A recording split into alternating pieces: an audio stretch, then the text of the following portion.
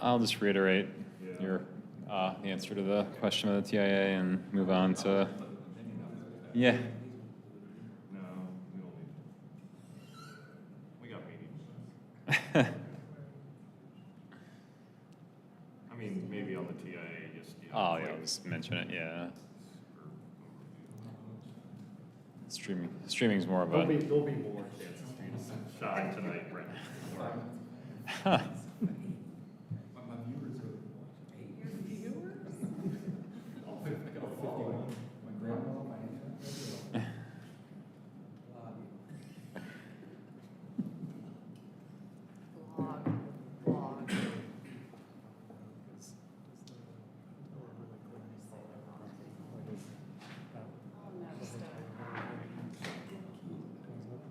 I started reading Color Law. It's probably one of our suggested readings. That's because they say the hotel takes a portion of it. Yeah. So According to It would Joe. make sense that it kind of goes down, because that's obviously. He's an overachiever. Yeah. I tried to pull up the map. It's really It is. It's Well, yeah. tell me stories. No, it wouldn't show up on that, but it's part of the zoning map, Asheville zoning. well, I was wondering if it was in We all don't this stuff. discuss it. After this is I didn't list it on the future land use. Or not the future, but the current. It's just Existing all zoning map, but it, yeah, downtown. no, it Because doesn't, it's it an doesn't look overlay. like it has the overlay showing, does it? It's a shame. I can always compare. Yeah, my guess is it probably does, because I feel like I guess what's eliminated I if all the perceive property it lines. Yeah, just and it's not. As opposed to having, yeah, I was gonna say, yeah, as opposed to, have the 145 to be like, okay, no, we wanna bring the rest of this property back in, because it ends up, trying to split zone. do outside work. Do we wanna just keep going with it out, or? You seem busy. I don't We're good? know if I would We're be good? Here. Okay. Yeah. All right. All right, we're gonna restart the meeting at 6:01. Just for the sake of the YouTube audience and recording, we were made aware that the YouTube feed had gone down somewhere, I'm guessing around, I don't know, 5:40, 5:45. We continued having a little discussion, and we actually took a break at 5:52 until now. So I think Mr. Palmquist is going to give a brief recap of a question that Commissioner Faircloth had asked about the traffic impact analysis. yeah, thank you, Chair. Yeah, Commissioner Faircloth asked about whether the traffic impact analysis would happen now at the master plan phase or later. So yes, that analysis would happen before the final review of the two proposed phases, so that the overall cumulative impact of the project can be evaluated for the entire transportation network. I'll note that he also expressed concern with the technical modification for the over the 40% maximum of the lot size for buildings above 75 feet in height, and asked for more defined, perhaps maximum to that allowance. I was just answering Commissioner Mubenek's question about the hotel parking garage access, which is basically a right-in, right-out on Charlotte Street, that there are other access points too, like the hotel drop-off from the curb cut just north of the roundabout, as well as other curb cuts and access through the site that I was pointing out. Yeah, so I think we're all caught up. I have some follow-up questions. Yep. Okay, thank you. Okay, so I'm looking at the concept parking data sheet. Do you have the actual numbers, like, so residential building 1, it's, so 143 units, I guess, and then building 4, 322 units. So 704 spaces, but there's no like actual breakdowns for like 143 units, like not one parking spot per unit, or like one unit, like 2 bedroom would get like 2 parking spots, or so on and so on? Yeah, so we can, that's something that the applicants working on a little bit to refine, but essentially, there's no parking required downtown except for hotel uses. So they are certainly meeting the minimum required, and for the hotel use, which is based on the number of guest rooms and the square footage of other uses like lobby spaces and convention area and whatnot. But technically, the commercial, office, residential uses here in the CBD district do not require any parking. Typically, it's one per unit for 1 or 2 bedrooms. I guess my thoughts are 1,850 seems like a lot of parking spaces, especially when we're looking at our overall concept plan for downtown, when we're putting in bus stops and sidewalks and encouraging people to walk, and they're moving downtown so that they can walk. And then I look at 50 employee spaces divided by half, and we're only offering 25 spaces to our employees. So are we expecting our employees to walk but no one else? Or we're expecting our employees to take the bus but no one else? I don't know, I mean, I can tell you how I feel about that we expect our employees to take the bus, but we expect everybody at the hotel to rent a car or to drive in, or people who are living in the area to own 2 cars in a 1-bedroom or 2-bedroom. I mean, let's just be real about how we feel about that. So that's my thoughts on the parking data. And my final question is the building 1 facing Charlotte Street. I know before there had been some thoughts and feedback about like a mural going on the backside of that. Where did we end on that? Have we come to a conclusion? Currently, the one is not proposed. I know that's something that is occasionally considered. I know it's not always the ideal design solution in lieu of architecture. The design review committee is very adamant that they'd rather see good architecture than murals. So I can at least speak for them in saying that would not have been a big fan of that element. It is currently not being proposed. That Charlotte Street facade would either have some kind of opening and windows and some street level storefront type design or similar to meet, and that's part of the modification being requested too as well. But no murals being proposed or other. There may be elements such as, and I'll let the applicant speak to this a little bit more, maybe like art displays or shallow storefront without uses behind them that might be considered as part of that technical modification. I think having them talk through some of that rationale, I think would be helpful too. Okay, sorry. And one more question. The church, the 200 parking spaces for the church, is that something that could be, those 200 spaces, is that something that could be like shared with the hotel? Because I see like the hotel spaces for like meeting spaces. Is that something that could be co-opt out during like the week when the hotel has like meetings? They could like rent that from the church or something like that, because again, it just seems like a lot of parking spaces that we could be used for green space or something else that seems like it's sitting empty a lot of times at the church. Sure. Yeah, I'm happy to defer that to the applicant, but I would agree that any kind of shared parking agreement would be the most beneficial use of that space. Yeah. Okay, thank you. I've got a couple of questions too to build on my fellow commissioner on the parking. This is all private parking that's being proposed, right? There's no public. I guess the internal streets would be potentially available to the public, but all of the structured parking is private parking. At this point, that's my understanding. The current numbers are just based on what the development thinks they need to support all those uses. They could certainly change some of them to be publicly available. I think some of them would be publicly available for the office and commercial uses and that kind of thing. As far as like a large amount of public spaces, that might maybe not designed to be for that, but to support the uses mostly located there, which could be the public if it's things like restaurants and commercial uses. Yeah. And then to echo Commissioner Brubenek's comment about the large number of parking spaces, condition 6 is a little confusing because it says the project will meet minimum number of parking spaces as required by the UDO, which I think, as you mentioned, is really just the hotel use, but then kind of further stipulates that it plans to provide a minimum of 1,600, a maximum of 2,000.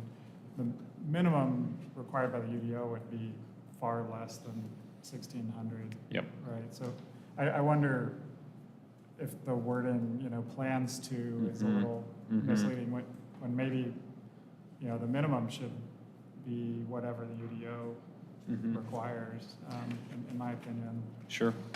Even if, the developer may choose to exceed that, and we may want to place more emphasis on the maximum allowed, but I wouldn't hold the developer to a minimum parking to allow flexibility to reduce if there's opportunities for more multimodal Right. as the project evolves, especially with it being a multi-phase project and, Yep.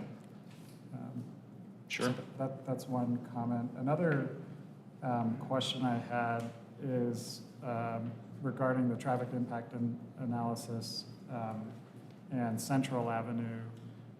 Would that take into account the approved plans for the Four Points Sheridan across? I guess I'm confused about what data would they be working from, the expanded hotel use across Central Ave or the current use? Yes, that is a good question. I don't know if the NCDOT requires data on like projected or proposed projects, to be honest. I don't think they do. I think it's based on the existing traffic counts data that they have, and they model from there with the new use proposed. So if probably the timing of this would not work out to capture that new use in their data, so I don't think it would. It could if that project happens as quickly as it could, and this project took a little bit longer to do the TIA, then perhaps the data would be available in a few years or so, but I don't think it would consider that necessarily. Okay. And then my last question, which may be more one for the applicant, is around the conditions numbered 9 and 10, the affordable housing provisions. There's one additional provision in condition 10. It's B, 10B, says 20% of, and this is for phase 2 of the project, 20% of these affordable units will accept HACA housing choice vouchers or will fall into the federal low-income housing tax credit LIHTC program. That one is not included in condition 9, so I'm a little curious about that difference, as well as what it means to, fall into the federal LIHTC program, or what. I guess I'd like to hear a little more about the developers' ambitions around affordable housing. Okay. Yeah, let's let them speak to that. They might be able to explain that a little better than I could. Sure. I had some comments. I think as far as the parking, I do agree, because that has been one of the arguments against street activation on Charlotte Street, was to get this preferred parking depth, parking deck layout in this building. If you don't need the parking spaces, then it would be really nice for pedestrians to be able to look into a store on Charlotte Street and activate that corner. And right now it's just a grassy area shown on a plan. Conceptual or not, it's still a transit development, basically. If it's private, then I guess the church makes money off of it. I don't really know. So it's a parking business on this property. That parking garage along the interstate, I still have a problem with that, because you're coming under that overpass from Central, and then I'm looking to get into trouble, and I'm probably going to hang out back there. That's my idea, I think. And there's really no attention being paid to that. And then as far as the bicycle parking, I know that there was one intermediate discussion about some sort of bicycle lane on Charlotte Street. And so I'm wondering how that works. There's this part of the plan that shows like an orange part of the, I guess it's the office building, hanging over the sidewalk. It's where the cars do a right turn only into the parking garage for the office YMCA building. And I'm guessing the building projects over this. I'm not really sure. I don't understand that condition there.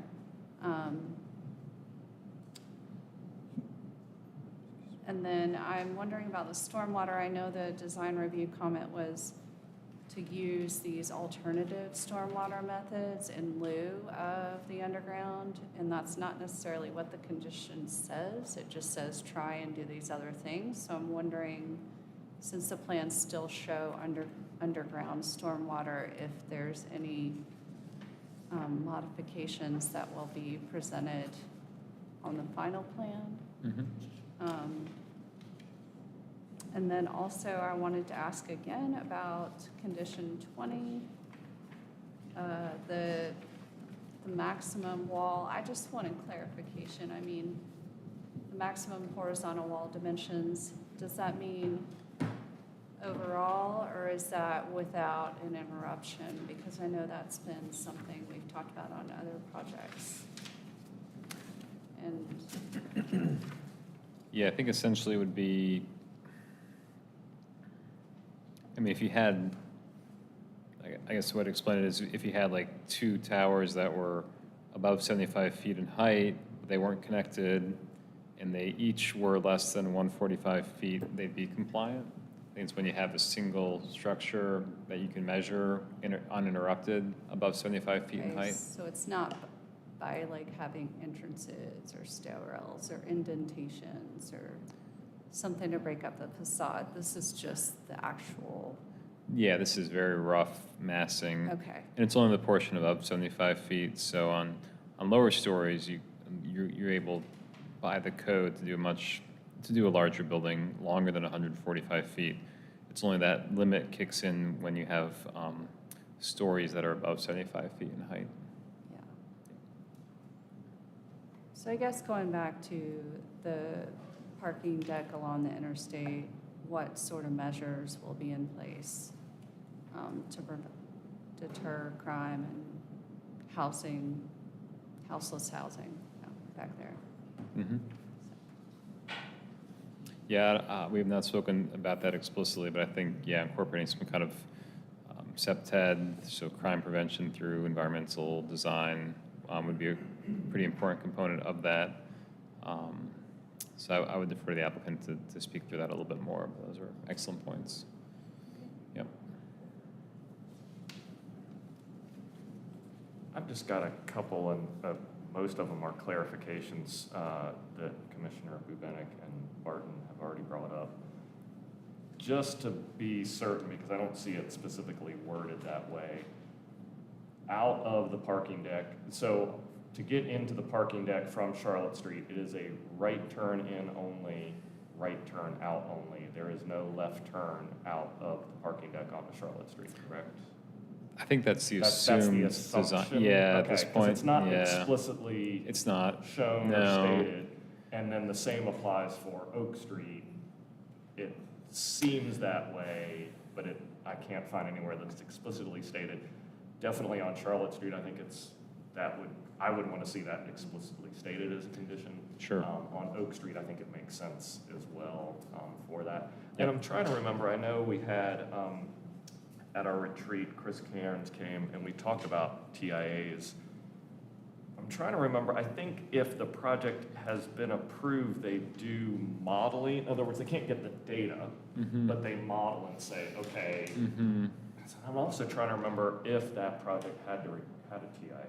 And I don't know, but it may be that they could use model data to then say, okay, here's what this project impact could be. Right.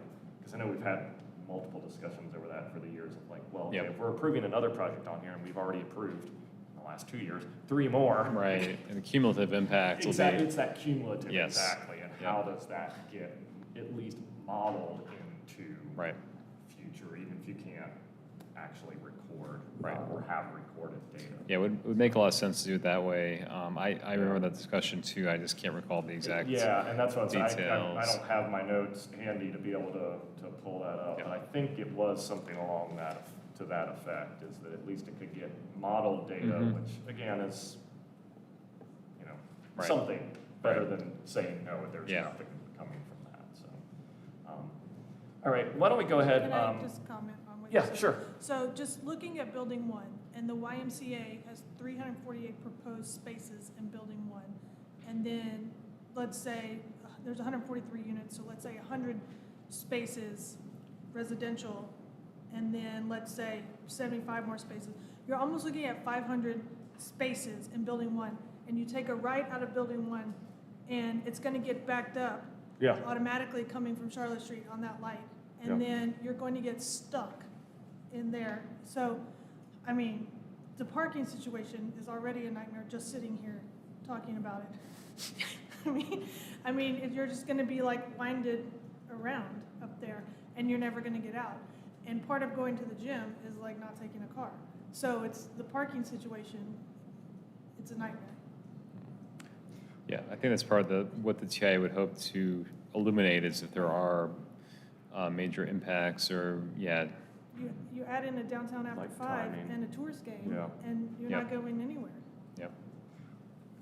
One other quick, I guess, question that I wanted to ask. I know there had been discussions of the possibility of at least one or both of these decks being a public-private partnership between the developer and the city. Mhm. Has that gone anywhere? Is that just stalled? Is that still Yeah. being discussed? I can't really speak to that, since that's kind of a separate discussion from the Sure. conditional zoning that I personally have not been a part of. The applicant might be able to provide an update on that. My understanding is that this concept plan is just based on the parking that they would provide for the Okay. development. Okay, all right, thanks. Mhm. Why don't we go ahead and hear from the applicant, and then we'll do public comment. I'm sure we will continue to have discussion about this project. One last Oh, yeah, go ahead. technical clarification for Mr. Palmquist. Mhm. Just the hotel overlay, does it follow cleanly the property line of One Oak? I didn't see it in an exhibit, but I assume that that is the singular parcel that's included in the hotel overlay. Yeah, that's correct. That's my recollection as well, is that the entire property that the bank is on, which I guess ends right here, so it's not all that large, is in the hotel Yeah. overlay. So, yeah, exactly. So, and they're proposing the hotel more in this section. That is correct. Yep, it's the hotel overlay for large and small hotels up to 115 guest rooms by right. Yep. Well, happy to turn it over to either Robert or Dave. I have the plans up here as well. Is there any information you'd like to share, or just answer questions that have come up so far, or however you want to best address it? And you can flip through the combined plan set here with the two figures to scroll to. So, Perfect. yep. Just a quick administrative note, I think the live stream is up, but it's in the Human Relations Commission video. So some of our guys found it, but there may be other people looking for it out there. Good evening, thank you. My name is Robert Poppleton. I am Vice President at the Furman Company, the developer for the project. I work with Blake Navarro, who's the applicant on the documents. Before we continue the technical discussion, I wanted to say a few additional words on context and recap of what's got us to this point today. We'll try to be as brief as possible, but first I want to thank Will. He started off by saying, we've been coordinating a lot. It's true. Our coordination began 2 years ago. Starting this August, effective this August, we began the community outreach portion 2 years ago. And so we've been coordinating with Will and other members of the team at the city for that time intensively over the last year. and even more in the recent months and days. So thank you, Will. He summarized the project just as we would have, and so I appreciate that. We'll be more efficient with your time that way. I'd also like to introduce some of the members of our team that are here, and just to acknowledge some of the members of the team that are here this evening. We have both representatives from the YMCA and the First Baptist Church of Asheville. Paul Vest with the YMCA. We have David Blackman and Lisa Brandon with the First Baptist Church of Asheville. We have our lead designer, Dave Crabtree, who you'll hear from in a moment. Some of our civil engineering team are trying to attend by the virtual stream and are ready on standby if we have additional technical questions. Bob Ost, our attorney, and actually we have some members of our traffic engineering team, J.M. Teague. Thank you for joining us tonight. The 2 years leading up to this moment really has been quite a process. I want to tell you a little bit about that. When we began, Furman Company started our conversations with the Y in the church. We, before anything else, dove into the public documents that had been generated for the city of Asheville, for the community here, including and primarily Living Asheville. We let that be a guide for us. We immersed ourselves in that, in those plans, and allowed them to form our opinions and concepts going forward. We then quickly talked and listened and shredded and met with at length both the church and the Y. And after understanding their missional objectives, which are fantastic for this community, and we are fortunate as a developer to align ourselves and stand next to them to facilitate the expansion of their missions with such items as affordable housing and the preservation of a 100-year-old historic treasure for the community of Asheville, as well as many other programs which they can speak to better than I can. We also went to the community immediately and sought out the most important stakeholders that people told us to speak with, both in organizations, neighborhoods, and individuals, in addition to the city and the county and elected officials. We spent a good amount of time with the East End communities, the East End Valley Street Neighborhood Association, as well as churches in that neighborhood, to listen. And I would like to say we've done our best to listen and react and incorporate everything that we've heard along the way. That includes the neighborhood associations, staff, other commissions before you and committees before you, as well as larger community organizations to develop affordable housing strategies, Dogwood Health Trust, whether it be Chamber of Commerce to understand the local economy, or Explore Asheville to really consider the backbone and hospitality here. We've really tried to cover the bases. And I'd like to say confidently that we are sharing a concept that we believe expresses everything we've heard along the way, and helps align it with the intersection of the marketplace for viability, both short-term and long-term. So it's a sustainable part, a new part of downtown.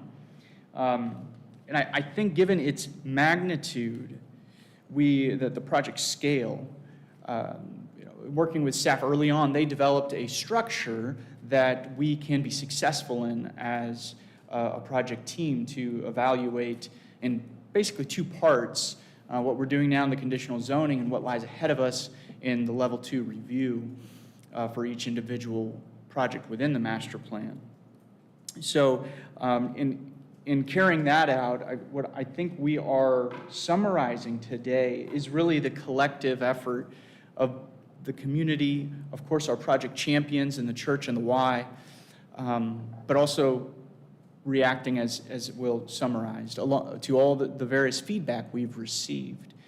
We have, I believe, arrived at the form that can be populated with each level 2 review following this in design detail, building articulation, fenestrations, various design material selections, which we know is ahead of us.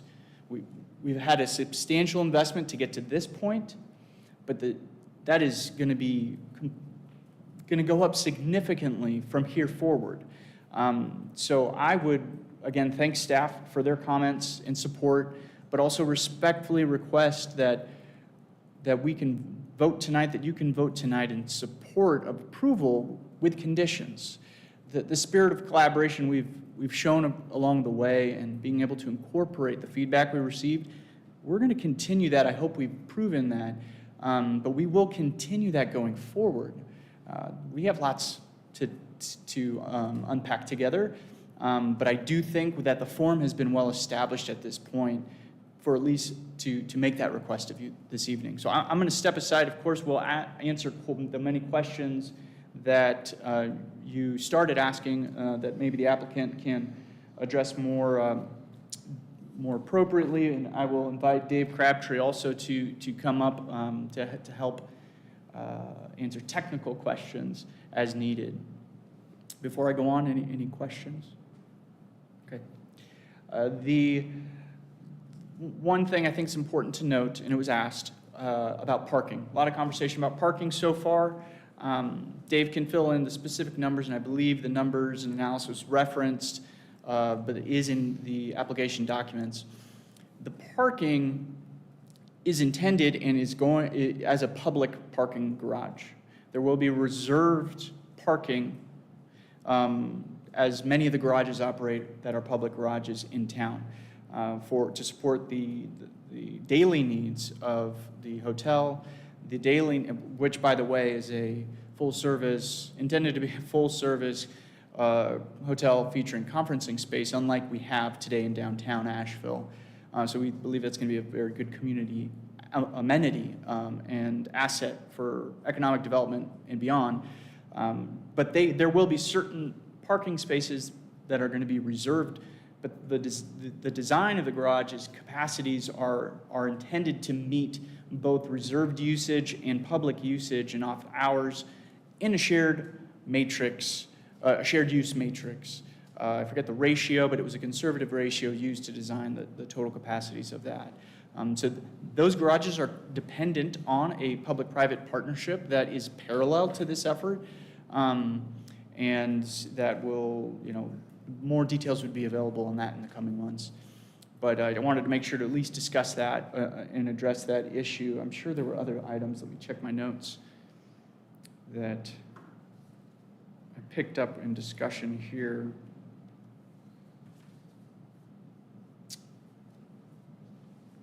Great. Dave, do you want to come up? And I think I've actually hit my notes. So any other questions for the applicant, I'm happy to answer.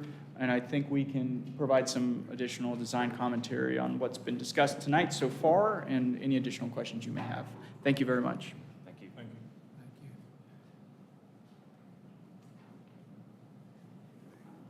Good afternoon, Dave Crabtree. Thank you guys for being our co-creators. I think in the spirit of what Robert just said is we're really looking at 2 years plus of co-creating together. I'm sure you guys have seen the document that's up here. Is everybody in pretty good length?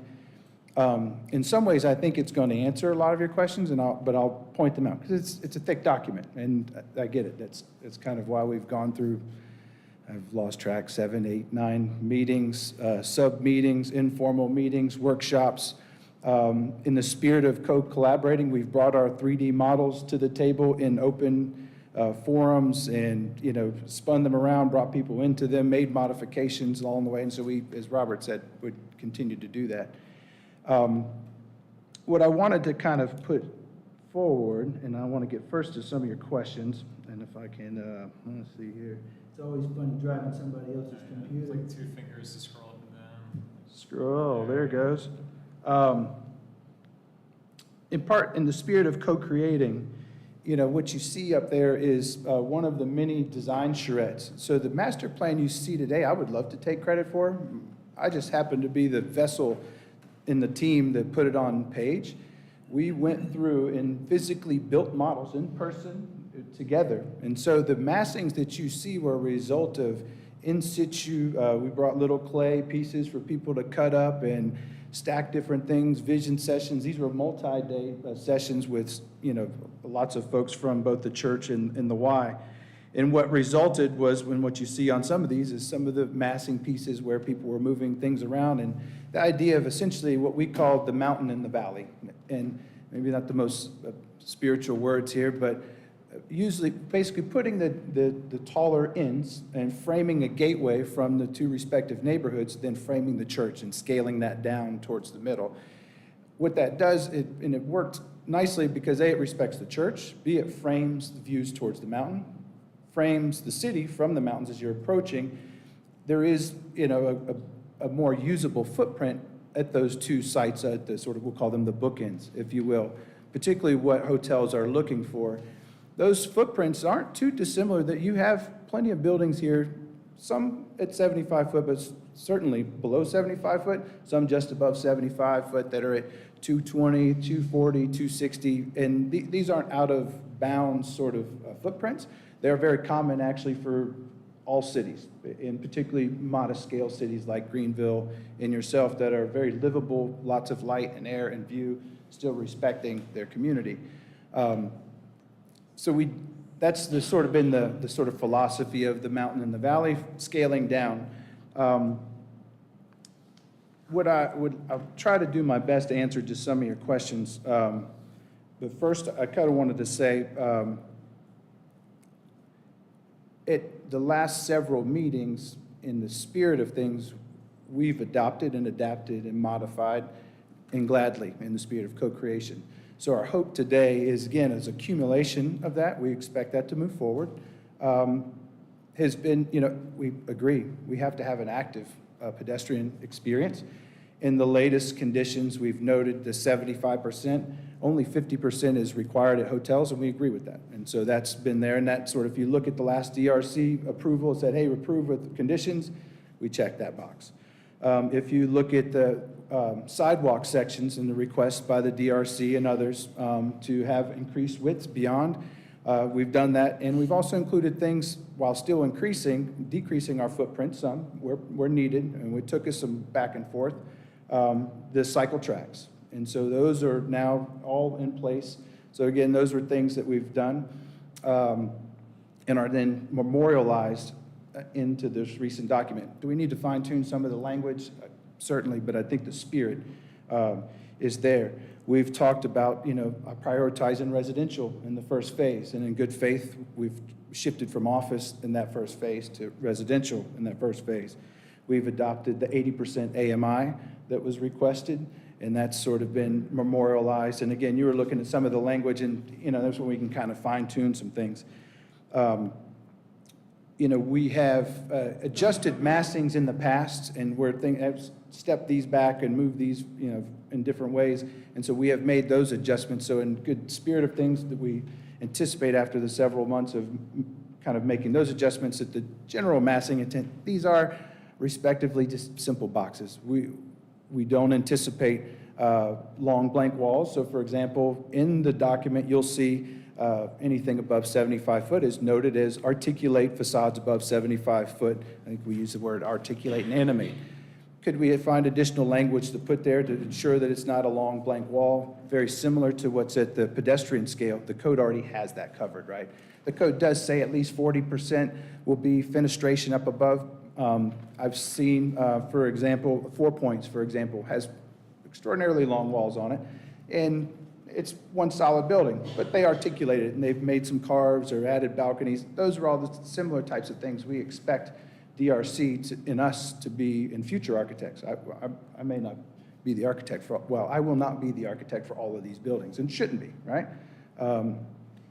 That there's layers of design that would come onto these that will add the texture and scale and become the sort of library of history that we build as architects and city planners and urban designers.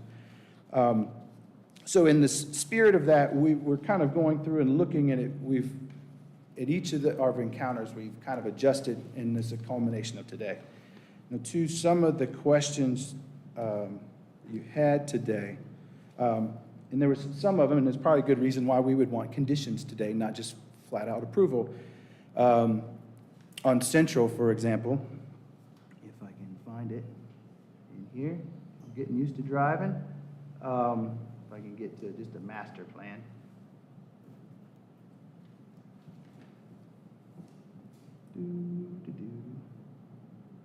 We'll get there, slow but sure. I will pause here for a second.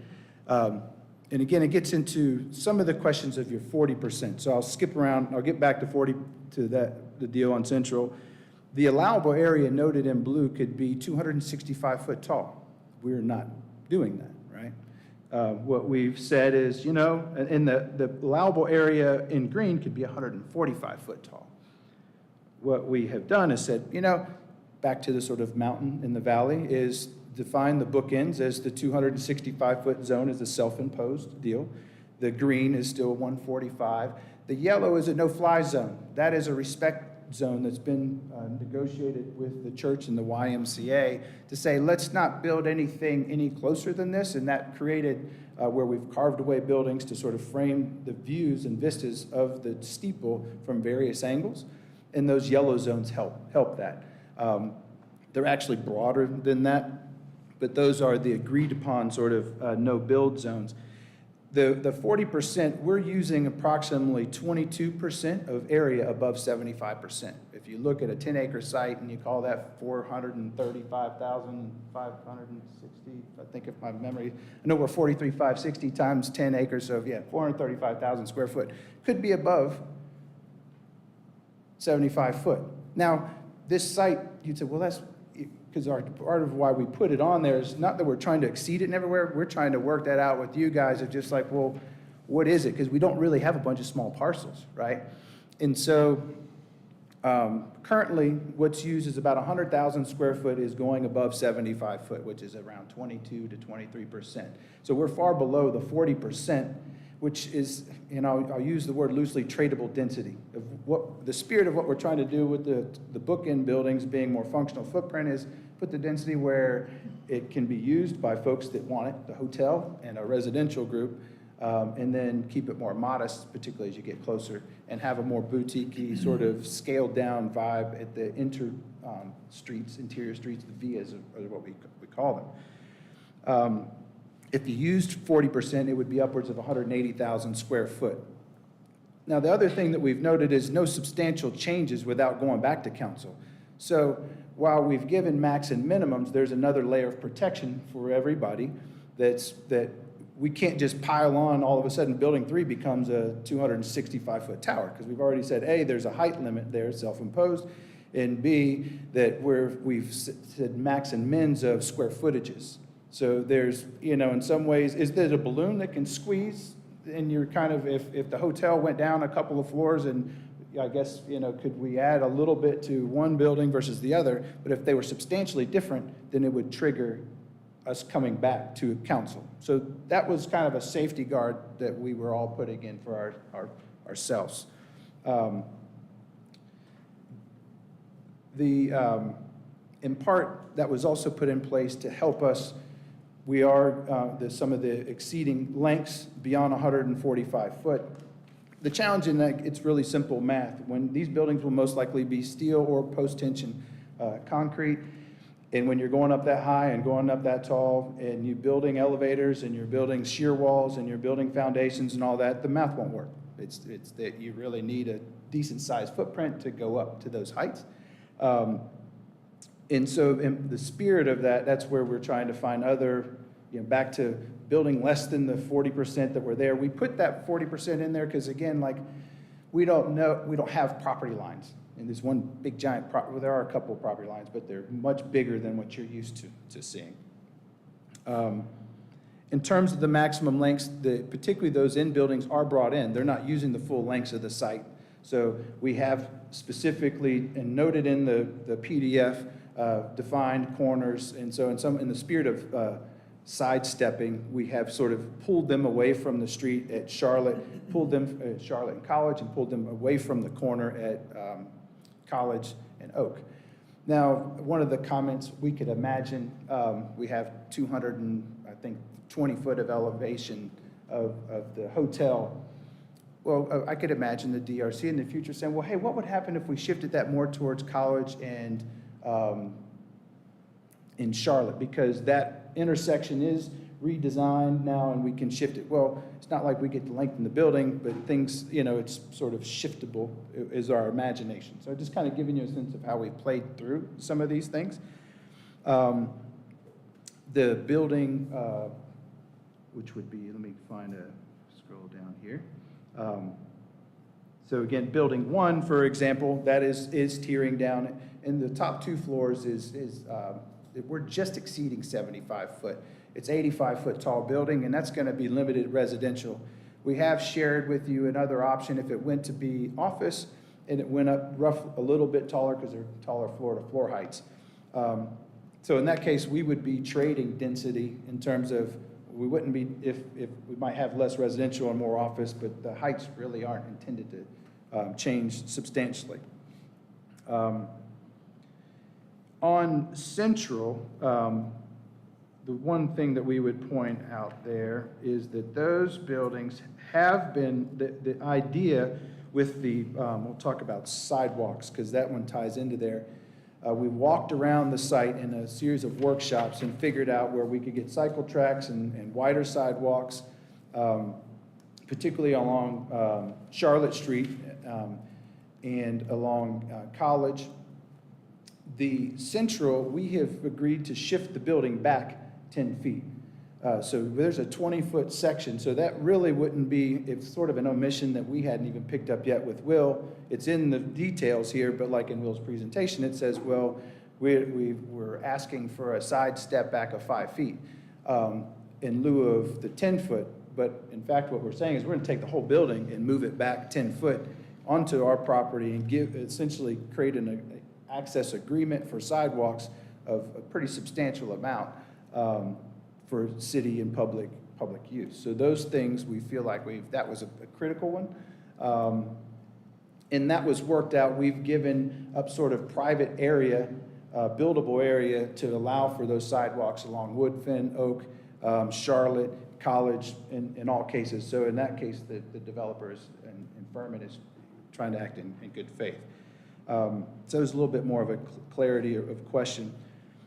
You did have a question of fee in lieu of, and that seems to be a reasonable thing to think about of trees. Part of our early concern about doing the cycle tracks and the sidewalks and all that is we had the sidewalks where they were because we were trying to save as many trees as possible, because that was an earlier comment that people they were like, got to save all the trees. We'll save all the trees. So as we've now gone back and said, nope, we're going to do cycle tracks and broader sidewalks and integral tree grates, a lot of those trees may be more subject to, may not survive as many of them we as anticipated. So that's where we'll just have to all work together in good faith to make this the best place. We anticipate we want trees. I don't think anybody in this room is not interested in, we all want trees. So I think we're good there. We'll find a way. The parking, that one is going to be good for you, particularly because we're not over parking. The good news is we're about 1.65 per thousand overall, if you think about the number of spaces we're proposing. In the document, we did break it down by use, and we used the code as a guideline. So technically, there is no parking code for this site other than for the hotel. That would be about 0.5 per key. So if you take 300 keys, you got 150 spaces, then you have to park by seating count based on meeting spaces and all that. We don't know what the meeting spaces is. We assumed in this document 14,000 square foot of meeting space. So essentially, we assumed about 350 spaces. For the residential, we used the general 1 per bedroom, but then we assume like, well, we don't know if we have all 3 bedrooms, 2 bedrooms, because we've not designed these yet. So we used about 1.25 per key. We've assessed what the church would need. All those things add up to be around 2,230 spaces if we followed your code with some generic understanding, because again, we don't have a unit count per se. We don't have an exact hotel design per se.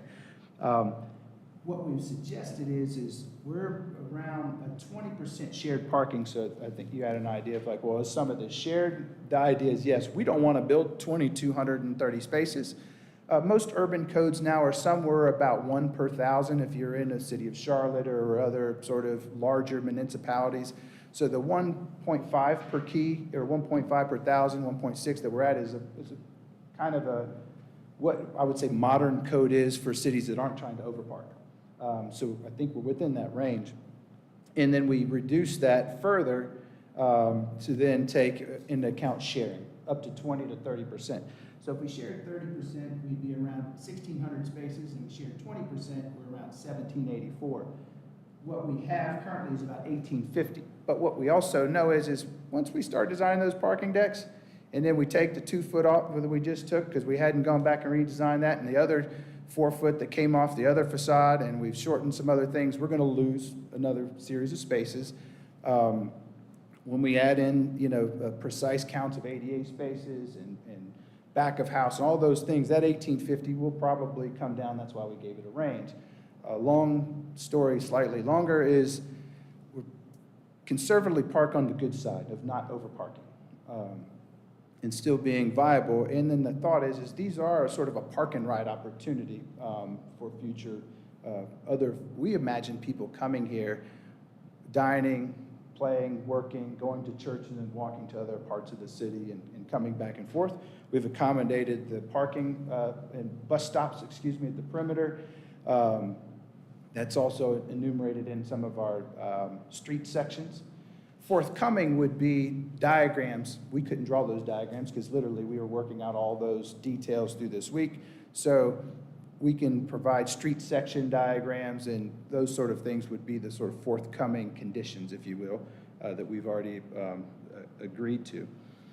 The parking deck along 240, that is anticipated to be screened, and you're not going to be looking at parking versus, is that an opportunity for art walls? Possibly. There's probably a number of design solutions that would be amazing for that along I-240 that we don't even know, because we don't know what we don't know, other than we'll do something. It is planned to be there. I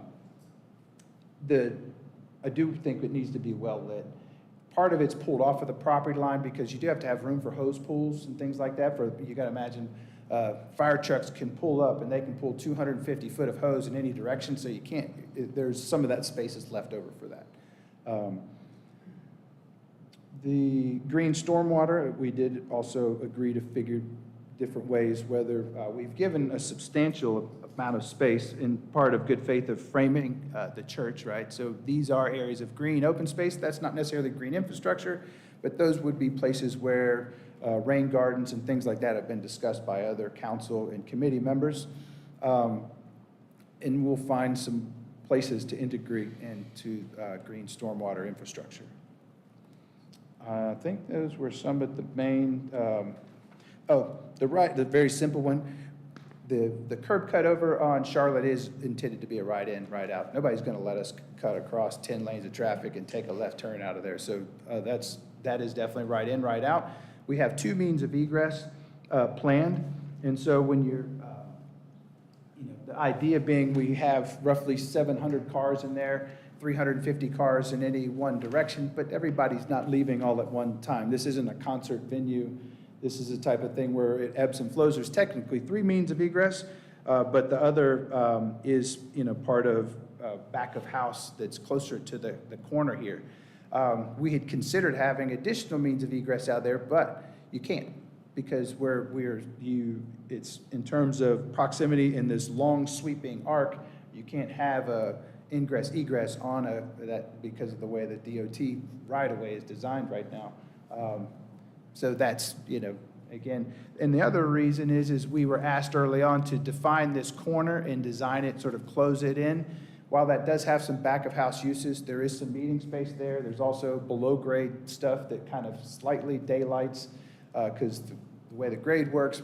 My point is it will all be articulated design, and that's one of the places where we've said, well, where we can't on the hotel, we have 50% being activated. Where we're not activating it, in this case, because of the way the gradings work, we're still going to design it like it's a beautiful facade and active. So those were some of the modifications made. So hopefully I tried to hit my notes here of where everybody had a comment. I'm certain I missed something. What about the overhang on yeah. Charlotte Street there? Overhang on Charlotte Street, and that's this little guy here. And that little piece is really to allow for, that's, so vehicles can turn in there. Let me see if I can find a better view of it.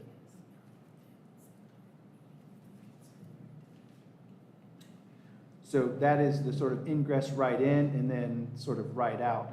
And then we have, we think liner is possible there, but it depends on the use. So for example, folks have asked for an urban grocer, and I'm sort of answering your question of, yeah, that current overhang there is just carving out because that's a vehicular entrance.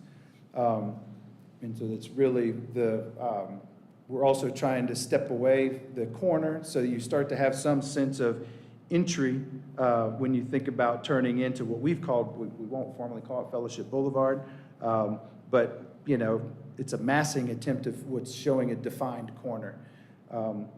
But this little carveaway there is just letting vehicles come in, and the red is indicated where we'll do activated facade.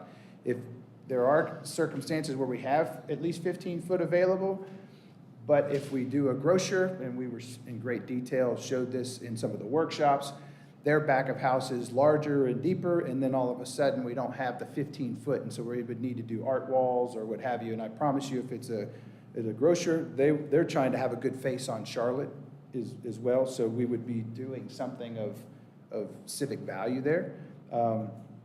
So, and that code does exist, so it's really not an exception. The code already says that in the case you can't have the full liner, that it has to be an activated, articulated facade. So in some ways, we're not really asking for an exception there. Did that answer it, Kevin? Yeah, it just looks like it's forcing the sidewalk there to be really narrow, so I wasn't sure if it was Yeah, I don't think the an actual model. overhang over the That's sidewalk. what I was thinking. No, it's not. Yeah, that's not hanging over the sidewalk. I mean, It's actually coming down. yeah, it's coming down to the ground, yes. Now, I think there have been, you know, if we, as we were planning to, David, maybe correct me here, because we are planning to expand the right-of-way there for sidewalk, it's possible we may have some of the upper levels overhang Yeah. on the side, or go about over the sidewalk, if I was reading your model correctly the other day.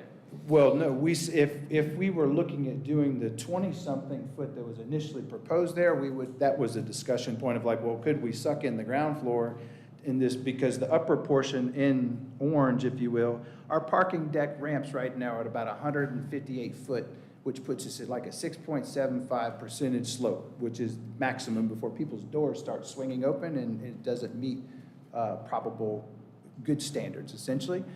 The residential in orange then needs to have its depth. And so there was one discussion that was, well, if you needed that depth, but we've moved away from that depth of sidewalk. We were able to do the 6-foot cycle track in the 11-foot sidewalk and not need to pull in that ground floor like that.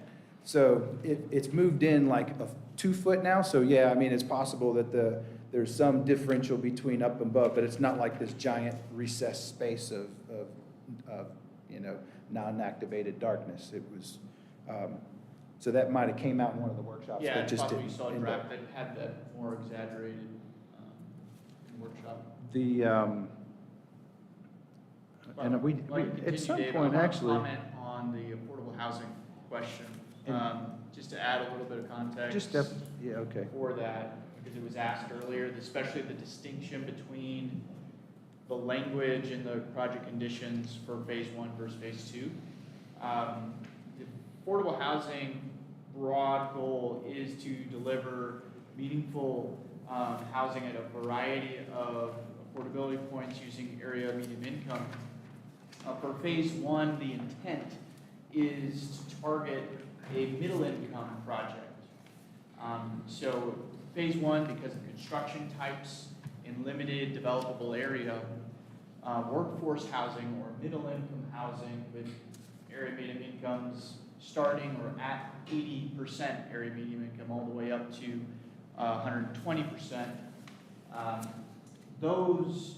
That project in this portion of phase 1 lends itself to that type of development more so than in phase 2, where we have a little bit more flexibility. So phase 2, the language introduces that we would also solve for a project that could be supported by housing or accept housing vouchers and or be in the low-income housing tax credit program. So even though it's written as 80%, because that is, we want to make a commitment, is we're standing forward and making a commitment to some level of affordability. We're actually trying to exceed what we're writing there and pursue something that would be closer to, on average, 60% of area median income when you're using programs like LIHTC or low-income housing tax credits. So that's the reason for the distinction there. The building in phase 2 has a construction type that lends itself to the LIHTC program more so than in phase 1. Thank you for that clarification. But just to further clarify, 9A, condition 9A, which is the phase 1, does say at or below 80% of the area median. So I think I had seen an earlier version of the conditions that did say up to 120%. And so Yeah, that's why I was a so little it's confused here now 9A is showing. correct. I don't have 9A in front of me, but if you're referring to what I think you are, for phase 1, it did have up between 80 and 120 that was corrected intentionally, so that the minimum is going to be 20% at 80%, 20% of the units at 80% area median income. I got you. For So phase 1. what you're talking about, the 120 could be outside of the 20% at 80? That's right. Okay. Yeah, that's so the great. Okay. 80% of the units could be above the, the balance of the units could be above 80% area median income. Okay, thanks for that clarification on why the difference between phase 1 and phase 2. I do still think though, and this is again, the details, like the language about, fall into the federal LIHTC program. It's a little confusing, but I'm comfortable with it as is with the intent that you said. I just, it may be something that needs some further refinement when it goes to council, and city legal staff, I'm sure, can help you with that. Because that's a program that they'd have to apply for to get LIHTC, and so that, I That's mean, what I it's think great that's- to put that in there, but yeah, that's a whole nother, out of our control. And really, that's out of our control at this Yeah. stage of the Yeah. master plan, because you're right, there's an application process, and we can't begin that application process until we know that the conditional zoning is in order. I have a follow-up question on the church parking and something else my fellow commissioner said. So will the church rent out their parking spaces like on the weekends? Have they talked to you about that? So they obviously are private parking with their spaces. So have they come up with a plan for that? Because is it possible to come up with a co-op sharing with them? Absolutely. So again, and let me know if I don't answer where you're going, but the intention is to have it be a public garage where, in both phase and phase 2, so it'd be city-owned and it would be operated similar to other garages in town. So we are working to establish that certain spaces, there are certain arrangements for people who are going to the church or the YMCA where they will be able to use the garage free of charge for 2 hours. I'm getting into the details that haven't been determined yet, but these are the structures that are being pursued with the partnership for the garages with the city. So there will be a surplus of spaces that are available when they are not being used by YMCA patrons or members of the church, or for that matter, for guests at the hotel. There will be a certain amount of spaces that are going to be publicly available. So, I guess I'm looking at this, and it's, in the parking one, it's got the YMCA spaces at 348, but then the church spaces are separate. There are 200 separate bankable spaces over here. So, if the YMCA spaces are full at 348, then they're gonna be able to park over here in the church? I'm thinking of Saturday night. What's the church gonna do with those 200 spaces? Are they gonna be able to charge people $20 to park in that space? What's the plan for those 200 spaces? The church will not be charging because it will not be managed by the church directly, so they won't have, it's not a profit center for them, Right. just to clarify. But You could probably address this, but part of the answer is going to be that the church is parking in both parking garages in the fully developed plan. And so there's flexibility there, and there's also flexibility beyond the parking garage structures themselves and surface parking on the interior vias that will be utilized by the church or by other people, depending on the time of week. Maybe I'm just thinking of the lot that is there right now. The lot is totally privately managed today. Yeah, that's, so Right. is Yeah, that lot it's- still that gonna is be the there? That's private the management of the spots I'm lot. thinking of. Yeah, Yeah. it's not gonna be managed the same way as it is today. Okay. Right. And we in part enumerated the 200 spaces just to account for them in the spirit of, while we didn't have to follow the code, we were just trying to enumerate. They did a stated amount, and in fact, there's some days they might need more and some days they might need less, but it has been discussed and planned all around this idea of shared. And that's why we put the shared number in there of 20% shared or up to 30%. And 30% is kind of pushing the limits of shared parking before somebody starts getting mad because they're like, I don't have a parking spot. And so, all of that in back to the 1.65 per thousand, looking at the what's shared and not in those ranges kind of give us some pretty good data points to look at. And that's where we planned on, I think the lower point of shared was like 1,500, about, we'll call it 1,600, and the 20% shared would have been around 1,800. We did 1,850 right now. We know we're going to lose some of those. And then, yes, the idea is they're shareable amongst multiple users. There will be some places where we'll need some dedicated parking for the pastor, or there will be I'm sure, a dedicated parking space for some individual, I guess, but we don't know that yet, what those things would be, versus, all this is mine and all this is yours. Handicapped folks, we do need to keep those folks in mind, because we do have a lot of elderly folks that are worried about how close to the church they'll be. So we've maintained drop-offs, street side parking, some of the benefit of having the curbless festival streets along what we've called Festival Boulevard, just a little easier points of egress. So that's our hope is people are using the parallel parking, activating the streets, and the parking garage has kind of become more of a shared parking component. And will you have EV parking in here? Do you have that? We in hadn't, plan? I would imagine so. I think yes, we will. To what In percentage? company development projects, it's pretty Yes. standard, and Yeah. I anticipate the city is gonna want that too, and so these partnerships with the city, within the garage context at least, that is an expectation that we would have that Right. type of infrastructure. We hadn't determined the specific number. It's similar, like we anticipate bike parking facilities to be, we've identified them in some of our civil plans. Those are anticipated to be sprinkled all throughout the site. There's other little pieces where we ensured the little, there's a sort of walkway that's brought off of the corner there at 240 and the intersection there, so folks, and both for cyclists and others. There's some exhibits that go further in the back that kind of help identify where we anticipate pedestrians, crosswalks, and all, a lot of other things that kind of get us find them.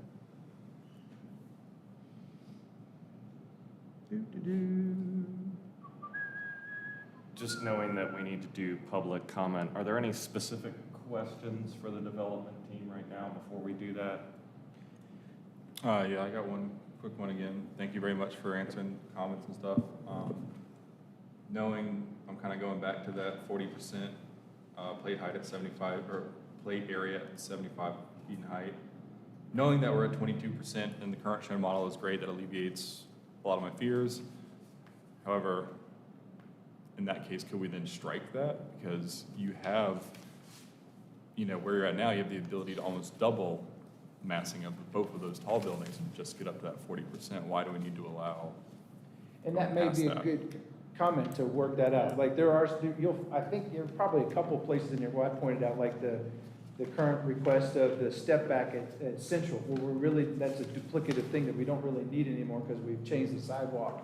So there's some things that could still be in here that are no longer relevant, and Okay. that could be one, and that's Okay. a fair thing I think we could work through. Thank you. Yeah.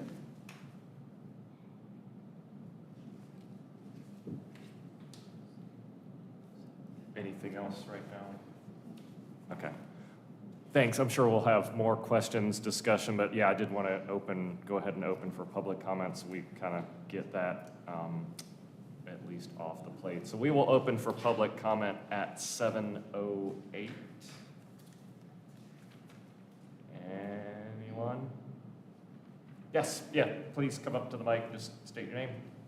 And I think I failed to mention it at the beginning, you have up to 3 minutes for an individual or 10 minutes if you're representing 3 or more people. Sorry. Oh, thank you. I'm Larry Burke. I attend First Congregational United Church of Christ at 20 Oak Street. We are your neighbors, and we're hoping to continue to be good neighbors as a result of this project. There are some things that excite us about what is intended here, particularly the affordable housing component, and we are interested in seeing that that 20% condition is met, if not exceeded. And we're also looking at the ways this project is going to strengthen our neighbors. I know First Baptist has an old building. We have a 100-year-old building. We know 100-year-old building. We know how difficult and expensive it is to maintain. So the revenue that you're going to get from this project will hopefully meet your maintenance needs for the future. The YMCA, I know, wants to expand their programming to underserved parts of the Asheville community. We support that as well. We're looking forward to having 500 families or new neighbors in our neighborhood and raising the visibility of our church and hopefully attracting some new members and expanding our ministries. So we see a lot of good in this project. We also see some potential pitfalls, particularly in the transition phase after ground is broken on phase 1 and before phase 1 is finished. In that perhaps, 2 or 3 year time period, we're looking at a lot of disruption in our neighborhood in terms of parking, in terms of noise, in terms of vibrations that might come from pile drivers that might affect our structure. So we're concerned about things like that. We have members that are scattered over not just Buncombe County, but in outlying counties. And so our congregants depend on parking.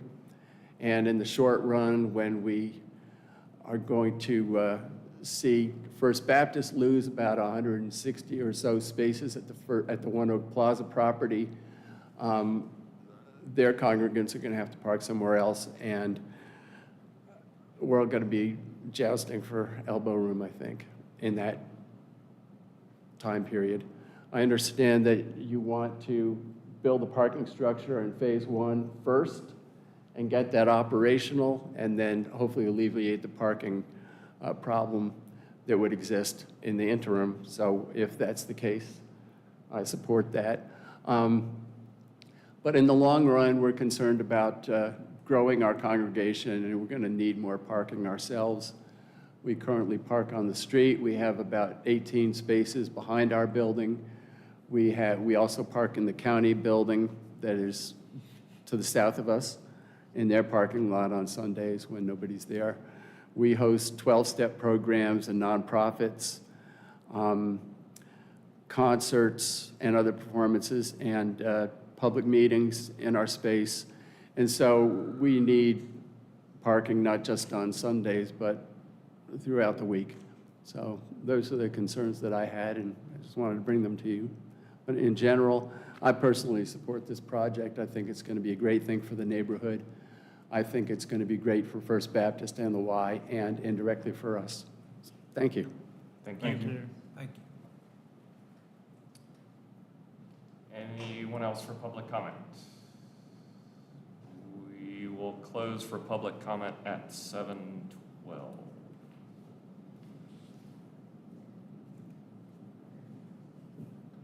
wants to go first? I'll just make a general comment to the Y First Baptist, the development team. I just really applaud the ambition of this project. We don't get any opportunities to see this scale of mixed-use development proposed in Asheville. And so I just appreciate the collaboration of good neighbors to bring some amazing real estate and unlock the potential of it.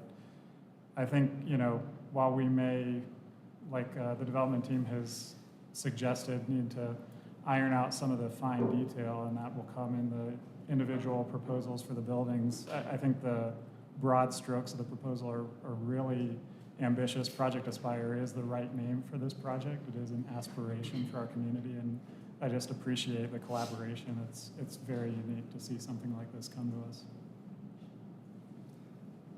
I certainly would second that. I know when I spoke directly with Mr. Vest and with Mac Dennis from the church, I believe Mac used the word audacious project. I've kind of used it as transformational because I do think that this project has the ability to really transform this part of downtown, part that was 100 years ago extremely vibrant and extremely filled with retail and housing and all of that, and changed and has been transformed and now has the chance to become a vibrant corner of downtown again. I do still have some reservations. I've made lots of notes on this project conditions page. I have several other notes. There are definitely things I would like that I think really should get reworded.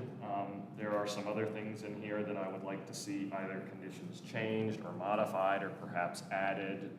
Certainly one that comes to mind is the whole right turn, no left turn out of the parking garage. I really think that while it makes absolute sense, no one's going to allow it, I think that is one of those things that we need to somewhere in this really get defined, because this is kind of that big, broad level. And so I believe is you mentioned Mr. Crabtree, you're not going to be the designer, but we kind of need to leave this like book for the next person. You can just take the book and hand it to them instead of sitting there going, oh no, you can, you don't need to be doing that. You don't need to lean over their shoulder. So I do feel like,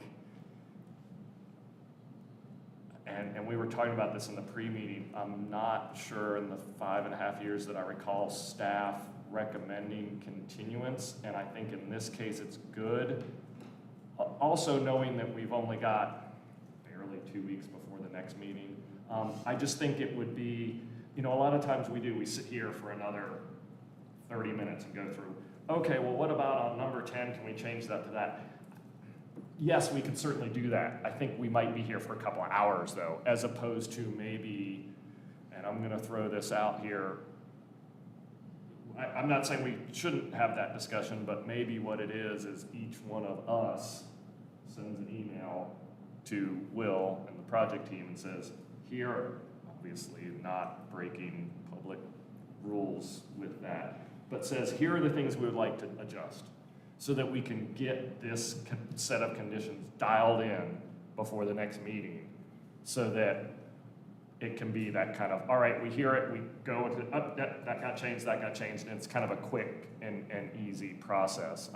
I certainly will also say that the development team, I've sat in on some other meetings. This is the first time I'm seeing you in person, but certainly have sat in on several meetings and definitely applaud your ability, your willingness and your ability to modify and listen.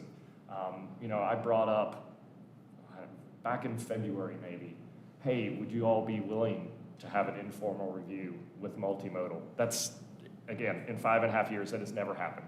Developers never gone before multimodal. The fact that you were willing to and take that time and listen to those comments and incorporate some of that in, I think speaks volumes, for what you're bringing to the table. And certainly along with First Baptist and the Y. So yeah, I guess in a nutshell, that's kind of where I'm at right now this evening. I want to see this project move forward, for sure, without a doubt. I think, just a little bit, more time to get some of these things dialed out.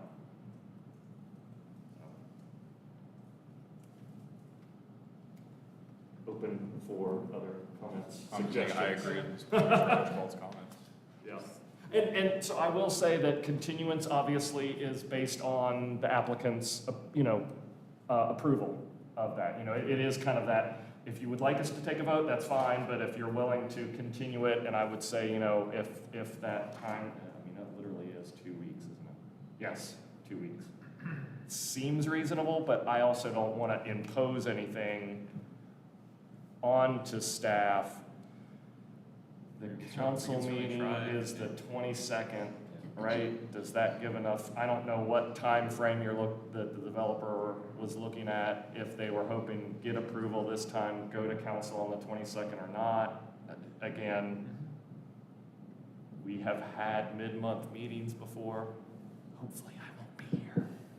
But yeah, obviously this is all a discussion that we can have. So.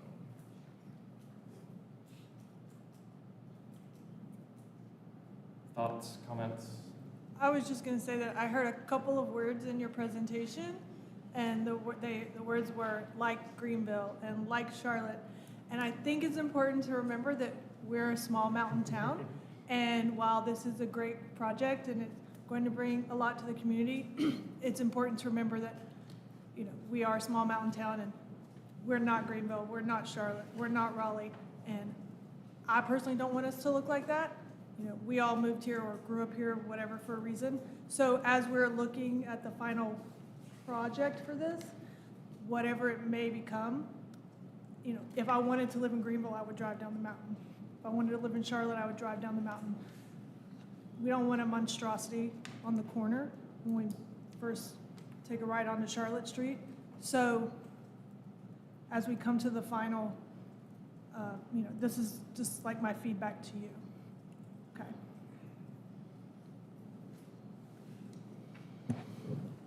Mr. Fairclough, you have something? No.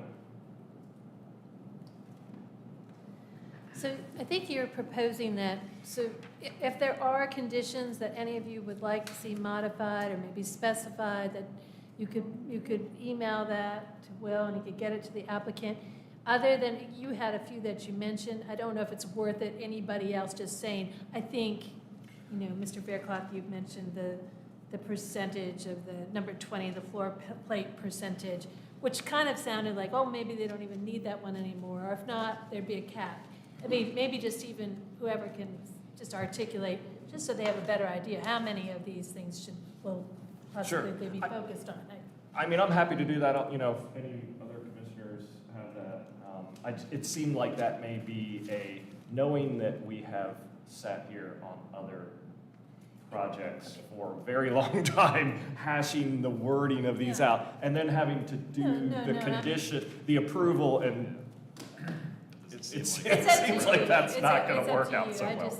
And we just got these today. Yeah, so. yeah. I'll go through quickly. So, number 3, the idea that DRC, is, so this is the big, broad master plan view. And if you guys want to come up, certainly, we can have the discussion. Feel free to come back up to the mic, and that way it's recorded. So number 3, the idea that the phases become level 2s that then go back through DRC with mandatory compliance. There's some parts in here that I feel like are taking away DRC's actual purview, which is talking about density and height and building setback and step back. That's kind of DRC's real purview. So I think eliminating that from their purview is I have trouble with that.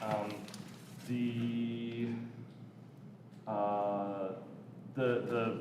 number 5 that talks about, it's mostly the asterisk that talks about, 8,000 square foot of commercial with the residential. 8,000 seems really small. I'm torn between, I want to see residential in both phases, but I also want to see enough commercial to be viable, especially, and this will go to whichever one that's in here about the liner. To me, for me, the liner actual activated occupiable space on Charlotte Street is a must. Like that for me is if that doesn't exist, it's gonna be almost impossible for me to really get behind it. I feel like that is one thing that really does start to say, okay, it's starting to activate that end of downtown, that little part that still goes up towards Town Mountain Road, or and that whenever that Beverly Hanks and all that other stuff across Charlotte Street gets redeveloped, they can start communicating across Charlotte Street. I think what Commissioner Barton mentioned about just a little more clarification on 10B about the LIHTC program, it seems like there's just a little, it's just wording. I think Commissioner Barton, you were talking about, Faircloth, you were talking about the fee in lieu part. I would love to see fee in lieu just eliminated, blanket, wholesale, period, not just this project, but everywhere. The 6-foot bicycle facility on Charlotte Street, I get it. There's a lot of people that aren't gonna bike on there. I'm still gonna push for DOT to change that road. I think the 6-foot off-street bicycle facility on College Street is completely unnecessary. There are probably cyclists that will push back against me, but I really do think that because after that roundabout, there is that bike lane, I think that section of College Street just needs to have sharrows. It's low enough speed, it's safe enough. I would rather see that 6 feet on the sidewalk, frankly, for more dining, et cetera, et cetera. Traffic impact analysis part. One thing to consider, way back, this is whatever, 15 years ago, car sharing. Used to actually, U-Haul would park a car in a parking deck. You could just go rent it. That would be great. The part about 16B, consideration of freight and service delivery access. Is that a time-limited thing, or is that an actual built form thing? Is it about having a space for these trucks to get off the street, or is it that it's limiting the time that they're delivering and still on the street? I wasn't sure of the clarity of that. I think number 17 needs to point out what was in the TRC about 50% of the stormwater should be treated through the GSI. Those are the big ones. I probably have a couple other little small ones, but those were kind of the big, again, would like to see some of those things changed or morphed or additional pieces added to. If I may. That's super big highlight stuff, and I'm happy to, I would like write that out. You go. I would like to add to number 6, I would like to see the minimum parking spaces, 1,600. I think there's too many parking spaces in here. I think the whole point of getting people into downtown is getting them to walk, getting them to take the bus. We're never gonna get people to take the bus if we don't force them to take the bus. We're never gonna get them to walk if we don't force them to walk. Directly backed up to this is this county parking lot. There's already a parking lot that's got empty spaces in it. So, there's no reason to build more parking spaces if we already have parking spaces in downtown. So you're saying not have a minimum? Well, it says provide a minimum of 1,600 to 2,000. So, I think Mr. Barton had said, don't have a minimum if Okay. you can go Yeah. less, or something like Yeah. yeah, that. we'll go as little as we can go. Yeah, I mean, I think, the Just UDO imposes a the max. minimum Yeah. based on hotel use. The hotel, yeah. So why impose a higher minimum Yeah. in the conditions? Plus the maximum's too much. Whatever my fellow commissioners would like to agree. I'm moderately torn on this because I absolutely agree and see where you're coming from for the people that are living here. In a lot of ways, I look at this and I realize this is one of those, we shouldn't really consider it because the public-private partnership hasn't been agreed on. When that happens, I think about if I'm living in East Asheville and I want to come downtown and this is a public parking garage, I can park here and then I am walking and taking a bus because there's not a bus that goes out to Hawk Creek. Not So, yet. Not yet. and this is why I'm saying I'm torn in that, There is a bus well, there on is, Tunnel but it's Road. really Yeah.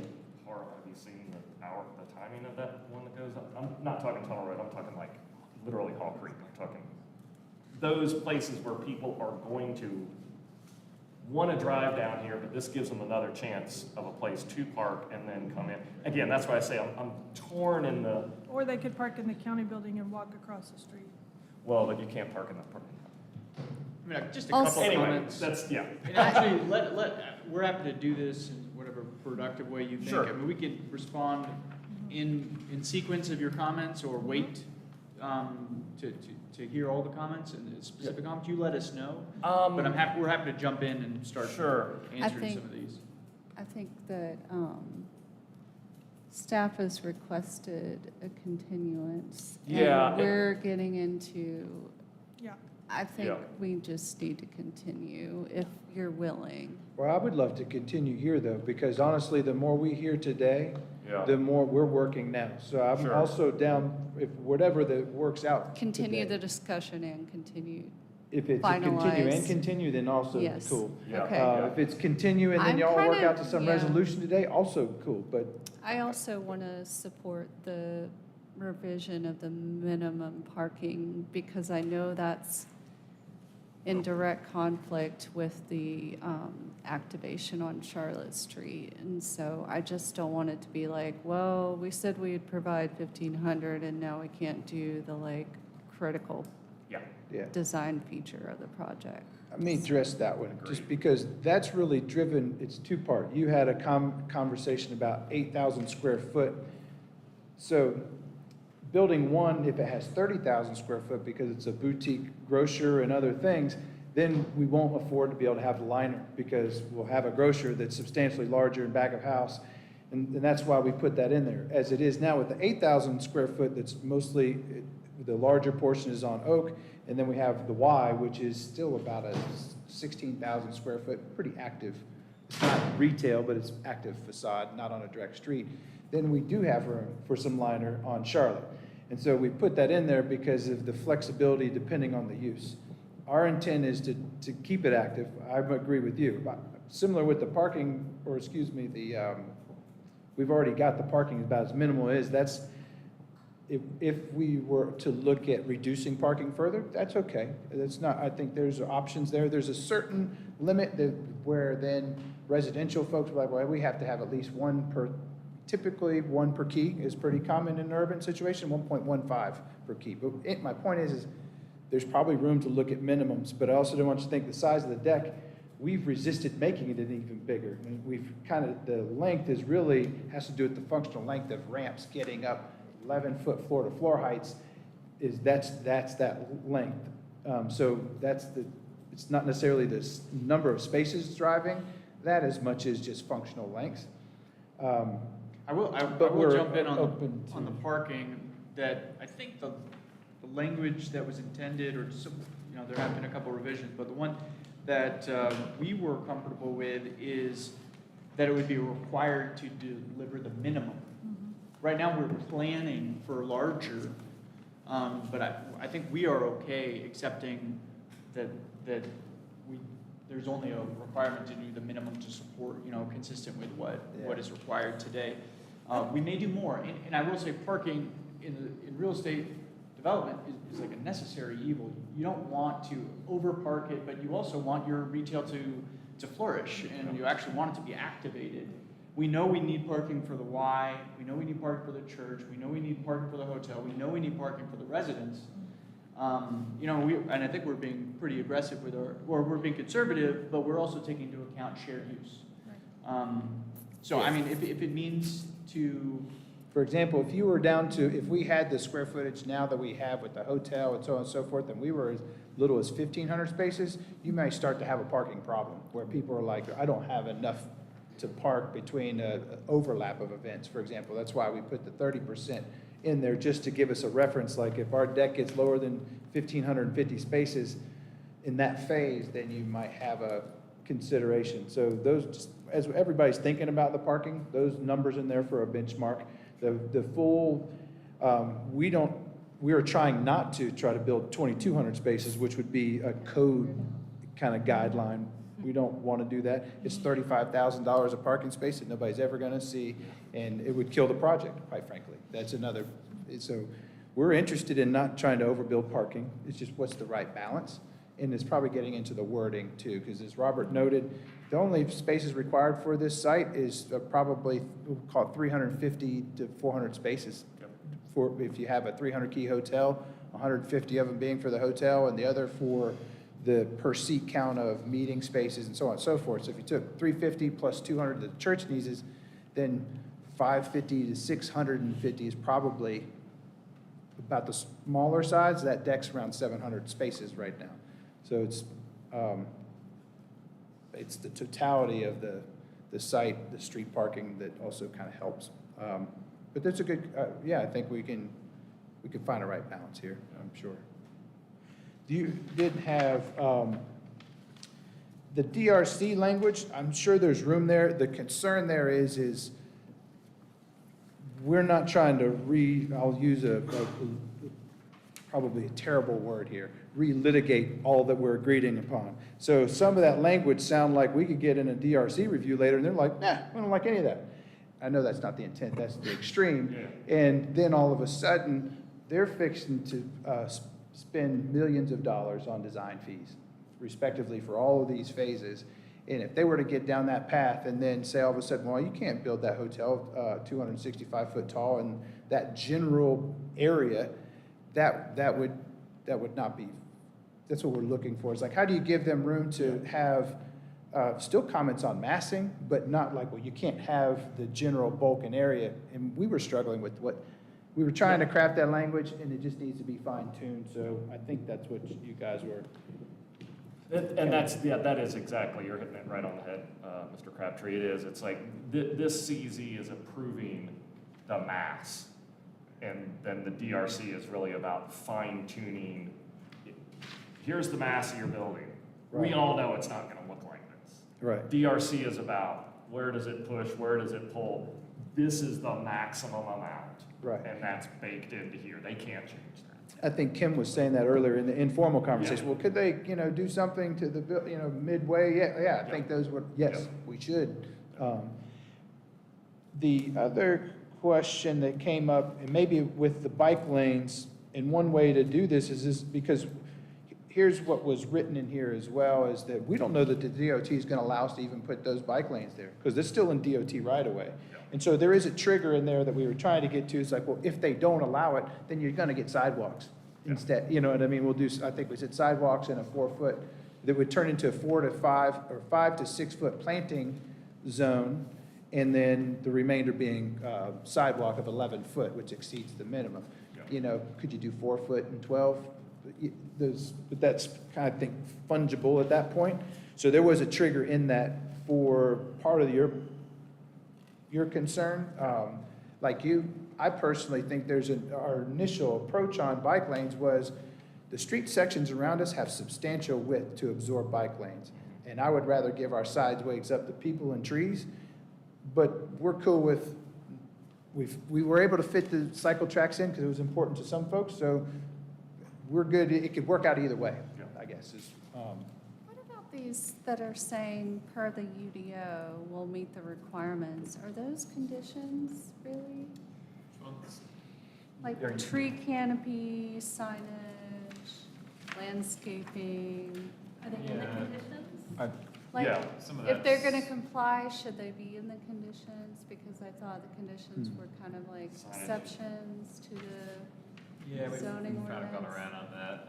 It's a good point, and I think we're still figuring out internally what the right balance is between. Yeah.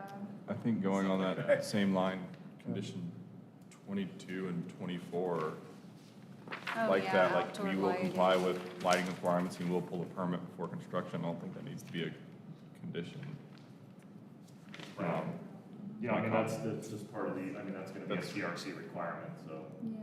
that's. I'm just trying to minimize conditions. I think where that came To from. have them in here, then, especially on something like this, it's so conceptual to have those. But I think really the heart of this commission is looking at what are considered the modifications, Yeah. which are Right. the big changes. Yeah. So the ones in 20, Yeah. having an understanding of how much things are or not changing from what the general standards are. But I think we have always, and even projects that are not as large, we tend, you're the site plan, so we might as well mention that there is landscape, and the landscape's gonna meet the technical standards. Sometimes in the past, we've had one condition that says, and it will meet all technical standards, other, that aren't mentioned, but. You know where I think those came from? Earlier, one of the very first reports we got, we had all of the building department, landscape, arborists, everybody reviewed. And some, there's a couple, those were ones that actually they put in, that were like, hey, we don't really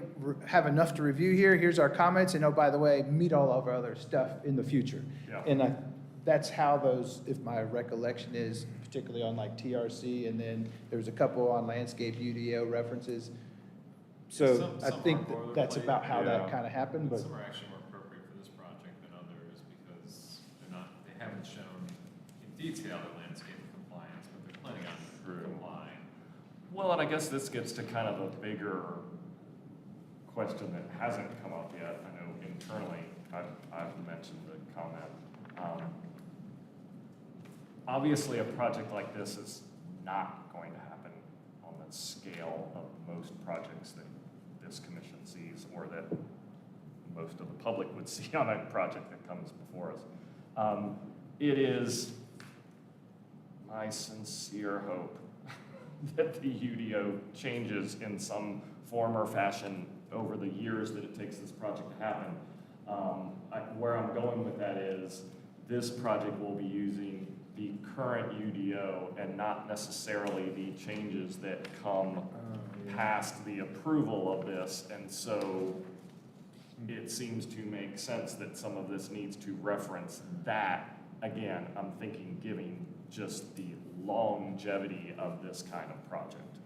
It's not to say that I wouldn't love to see phase 2 comply with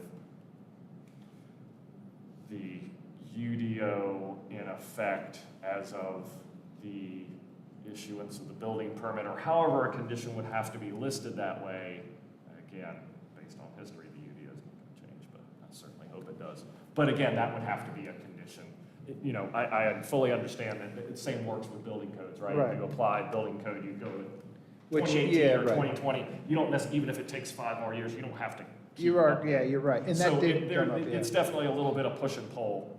for You're sure. right, and I'm glad you brought that up, because that is why UDO was, that's not the first time, maybe you'd brought it up or others, Yeah. where we needed to reference current UDO in here a few times, because, so, yeah. And I think maybe some of these need to just say, when it's, let's just take number 11. Landscaping will be provided on the site according to the standards required by section of the 2023 UDO. It doesn't need that, What- because but we're whatever. gonna have a date on the stamp True. of approval.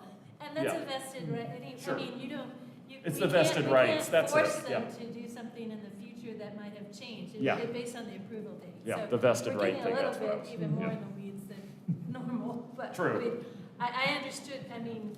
Yeah. I thought you were just gonna focus on the ones that really. Oh, yeah. You might have questions about. Yeah. So again, I think, you know, if it makes sense, obviously we need to do it without violating, if we're doing it email-wise, and I think it would be good, I'm presuming it might be good for you all to actually see our comments written on these. You can't read this? I probably could. And I think as long as we just do it where it's each one of us emails you and As then long you as it's send it, me. or it's you and Janice, and that way it's clear. Yep. And that way everything can get ironed out. And then I guess it really is just a matter of looking at the calendar and saying, are we date certain August 2nd? Do we want, does the developer, let's do it this way. Is the applicant willing to continue to a date certain? To when? So- We Future don't know date, yet, yes. that's what, are you willing to continue? Let's start there. Yes. Okay, now let's try to determine what that date is. How's that? Can we come back to this discussion, though? Because I had one Sure, more item. yeah, sure. There are some big pieces that I think, as we said, might benefit from some conversation, specifically number 17, was it 17? Yes, the one regarding the stormwater Yes. requirements. My civil engineer's not here with us, but I understand from discussion with him prior that the proposed language that we've introduced regarding how the site is being assessed, pre-development versus post-development, what we've suggested here is really important. So did you, Joe, I just want to make sure, I think you referenced this when you were going through as being Yes. important or having some concern about it, but I think it would be very difficult, it would be very cost burdensome to the project to require something like 50% of the infrastructure for using green stormwater infrastructure to manage the stormwater quality treatment. And I think there was also other language, I don't know if you found the first sentence problematic also, but that's, I wanted to make sure to discuss that. Sure, no, it actually, it got referenced in, I know it's in the staff report, and I believe it was also in the TRC report. I found it on the staff report. Mentions when talking about this, the project will meet stormwater requirements found in section 712-2F, maximum pre-development runoff coefficient of a minimum of 50% of the required stormwater volume shall be treated via green stormwater infrastructure. So basically, number 17, it's the same paragraph, it just leaves out that minimum 50%. And so, I think there's also the maximum, the addition of the second sentence, the maximum pre-development runoff coefficient.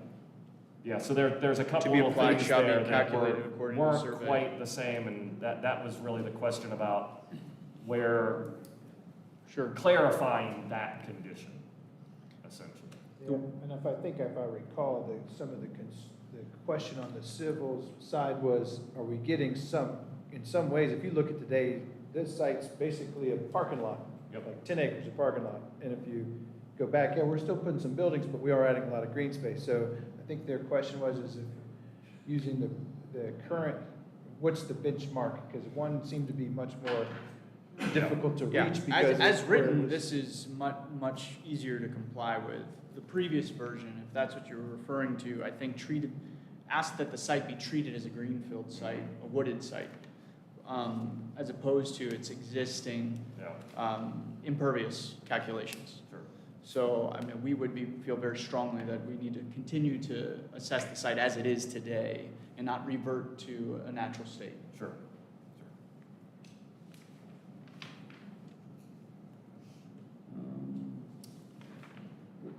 Let's see. Were there other big items you think did you want to cover? Otherwise, I guess yes, we do want to continue. one, before we get to the continuances, it seemed like the big one that Chair Archibald flagged that other commissioners seem to also have questions about is the Charlotte Street activation. So it's condition 8A. And I guess I want to just manage our expectations that seems like it's going to be fleshed out in sort of a programming exercise that really won't be resolved in the next couple of weeks. So I don't want us to continue this with the expectation that you're going to come back with like a commitment on that condition. So it's probably worthwhile for us to figure out where our comfort level is, because that's just, it doesn't seem, unless you say differently. Well, technically, the code doesn't require us to put a liner there. It's one or the other. You can do the liner, or if you don't have enough room to do the liner, you can put the enhanced facade design. And so that's where, in some ways, was that what we're talking about, number 8? Well, it's number 8 because it overlapped with the amount of square footage. Yeah. Right? That one's also a little bit confusing because the parking is technically in the hotel overlay and it serves the hotel. And there's a requirement for a hotel to have parking to have some liner space. So we might need to circle back on what's required. So I think there's a tension there. We want liner, but we also want to accommodate the sidewalk widths, cycle track that was requested, the integration for trees throughout. I think there needs to be a study on that, and we are happy to continue that study. But that's why we introduced best efforts, because where there are pinch points and we can't do a habitable or an occupiable liner, we want to say yes to your sidewalk, but if that's going to put pressure on us being able to do a occupiable liner, we need a condition that allows for that. Sure. So that's the intention, as I understand it. It was, and then back to the type of, if the retail use on the, there's a couple of things. One, we were assuming it's really that while there's a hotel overlay, there is, is that code applied to hotel uses versus hotel overlays? A lot of times, buildings are built in overlays, but they're not the use, so then the code doesn't apply. You use the standard code. So Right. that's the way we were I think we put that language in there because we weren't sure which prevails. Does the overlay prevail, or does my understanding of uses prevail? If the uses prevail, then it's okay. So that's where a lot of that confusion came from. The other one is just as I noted earlier, it's like Robert said, we want to do a liner. If we put a larger grocer there, then the liner becomes problematic. So that was the trigger of having that flexibility. If I have a greater amount of retail at the ground floor, then it's shifting to the front of the street versus away Well, from Charlotte. would the grocer not face Charlotte? No, they would face Oak and Woodfin. The way the grades are working, it's hard to, it doesn't work, basically. Like windows. You would and what would stuff. end up happening is you would then get, if the grocer faced Charlotte, you would get loading on Oak and Woodfin, which I know we don't want. I see Oak and Woodfin as our most prominent retail promenade street. Well, I don't know that we want loading on Charlotte Street. It would be internal. It's down below, so that Yeah. at that point, that we're holding the grade, and that actually sits between 8 to 14 foot below grade. So the loading starts at 0 along Oak, if you will, comes in holding ground 0, and Charlotte, at the corner of Charlotte and College, is about 8 foot above that. And then as you go towards Fellowship Boulevard or towards the church, it's about 15 to 16 foot. So that loading dips in and goes under grade. We get happy to do a sidebar workshop and show you how Yeah, sure. it works, Yeah. because that's what starts to drive it. We would still have some loading there for the hotel, but it's a much smaller deal, and then we can fit the ladder in when it's not more of a boutique All grocery. of that to say, Because the I think grocer's the about need for 35,000. flexibility. Yeah. Need for Sure. flexibility is there. And I just want to clear, so you were talking about number 8, but are you, I I think- had noted in my notes that 20, I think 8 and 20 on number 6 26B. go together And the, in my and mind. what Will had highlighted, and 20 again is the modifications. Yes. They're the ones that you really, Yes. if you have questions about.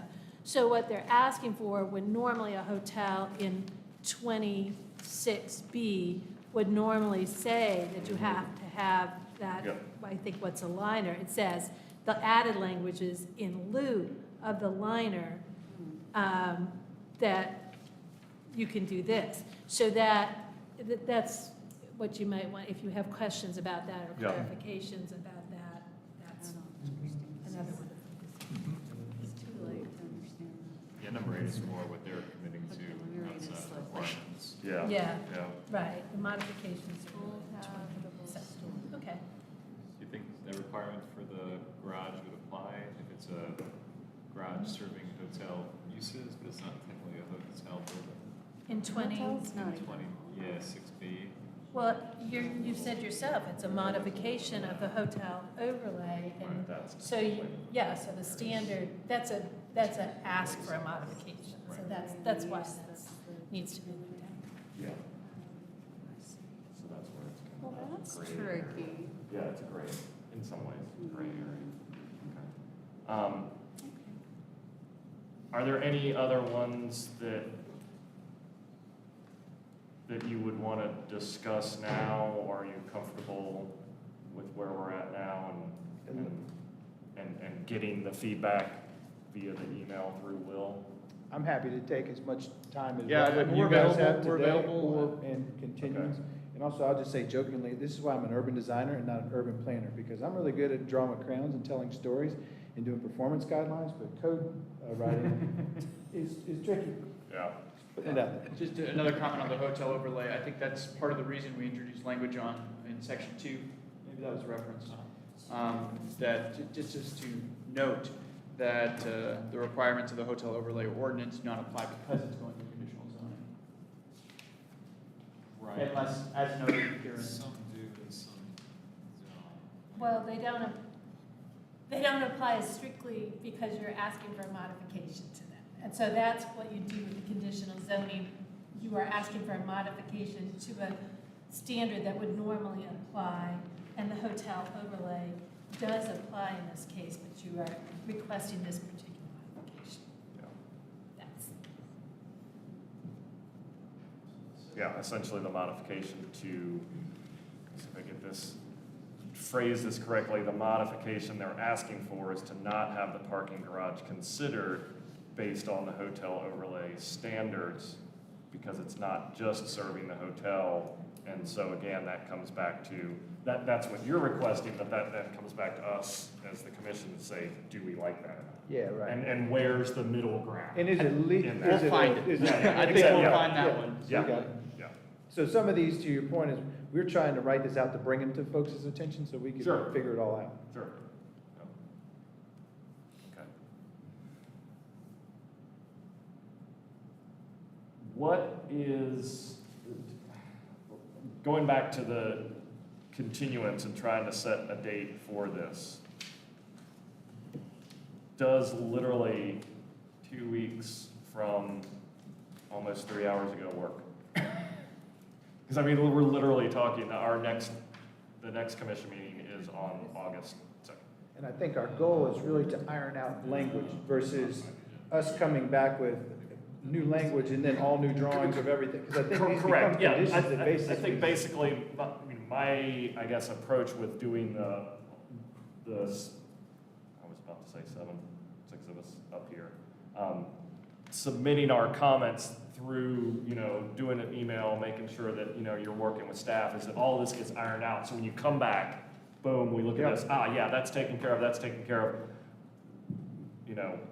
and that way it is hearing it, looking at it, saying, oh, yes, this makes sense. Maybe there are a few minor discussions that Right. we still have to have, but everything's been ironed out essentially Yeah, before. and that's more I in think it writing. What works. I'm pushing out is, yes, for comments, yes, for us to go back in, because I think what happens in my mind, because I've seen it in your previous meetings, is the conditions then become exceptions to what is currently in our PDF. These are the overruling things. So it's like, there may be some conflicts that we'll still do our best to iron out in the near future, Well, but yeah. not in the next by the second or whatever, to come back with. Well, and then again, there's still the chance between when we would approve and going to council that all of that then can get, and that's why I say there may still be some tweaks and changes after we hear it again, that may need to get ironed out and drawings may need to get adjusted before council, because obviously that's the final. Right. They may say, no, we want to see that. What is P and Z thinking? No. Well, the scale of the drawings are such large enough that that's where, at this point, when you look at the master plan, you can't really tell if the sidewalk's 6 foot, Yeah. 10 foot, or Right. 12 foot. So Yeah, the exactly. guidelines are gonna, even our 3D views, there's such in a generic way that the guidelines are gonna be the Sure. dictating component, because Correct. Yep. it's a 3D view, there's no like measurable, Right. I mean, they're People visually Reference the accountable. master plan, Right. but more Yeah. for guidance and visual. Yeah. Since Reference. I know you mentioned that Mr. Ost is the attorney, and I see him over here looking quizzically, do you have it? Do you have it? I just moved up here so I could hear that. Okay, I didn't know if you had some, you were wanting to chime in, I didn't want to Yeah. ignore any comment or anything you wanted to. So To are we add to looking this at the whole- second? Are we looking at the second? So is the second work? I mean, we can try and then always continue it again if we have to. Okay.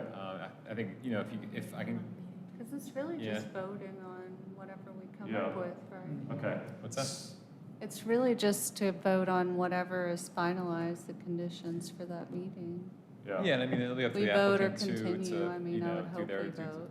Yeah. diligence. I mean, again, yes, at the worst case, it would be continuing again, and Yeah. This one being since second. I may or may not be around after the second, it would be the commission's decision whether or not they wanted to have a mid-month meeting.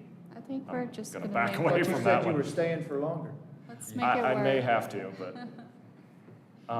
So I'm going to go ahead and make the motion that we will continue the conditional zoning for 1 Oak Street to date certain of August 2nd, 2023. Is that I'm gonna second. good? Okay.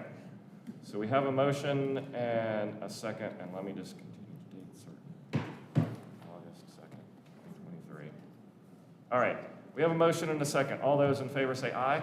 Aye. Any opposed? Oh, Motion passes unanimously. Okay. You Thank should you all both. try to get your comments maybe Yeah, I was by gonna- the end of this week, really. Yeah, to- or I was any gonna say, let's condition. try to, everybody get it as quickly as possible, just in the, yeah, spirit of moving it forward. Thank you both very much. Thank you. Obviously, Mr. Vest, I'm blanking on your name. And Mr. Ost and Mr. Vest in the back. Thank you all very much. Yeah, it's, I think what you're bringing and your, again, your willingness and desire to have these discussions is definitely applaudable. Thank you all. Thank you. That concludes this evening's meeting of the Planning and Zoning Commission. As I just mentioned, the next meeting will be on Wednesday, August 2nd, 2023, pre-meeting at 4:30 upstairs, meeting down here at 5 p.m. I will make a motion to adjourn. Do I have a second? Second. Is that Mr. Hope? Second. That's Mr. Hope. All those in favor say aye. Aye. Any opposed? Nope. Motion passes. We are adjourned. Thank you all.